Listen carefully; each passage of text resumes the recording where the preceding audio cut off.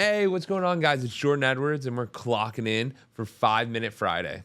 This is where the episodes are less than 5 minutes, and we're going to get more value out of them. So today, we're going to be talking about resilience.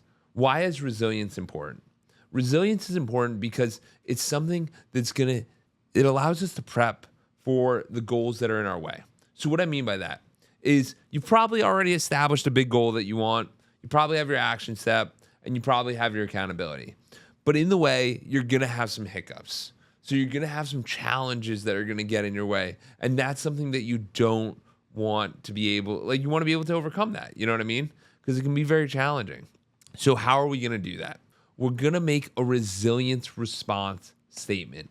So this is the most actionable thing. I've started to implement this in my life. I've given it to my clients and I share it with them because this makes a world of difference. So essentially what ends up happening is you have a trigger, and it might be driving down the road in traffic.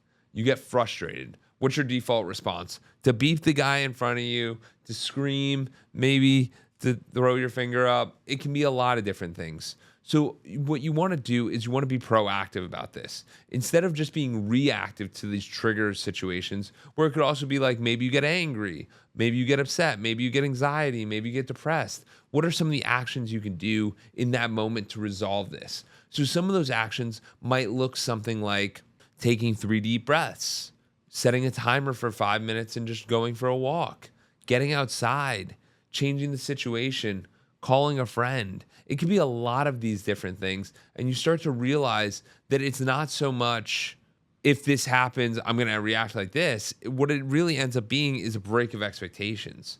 If you expect to get home in 15 minutes and it takes you an hour, yeah, I'm going to be upset. But what am I going to do about that?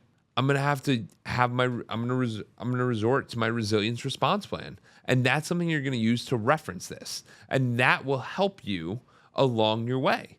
And it will allow you to do this. So I want you guys to sit down right now and maybe write down what are some of the triggers you have and what could your resilience response plan potentially look like.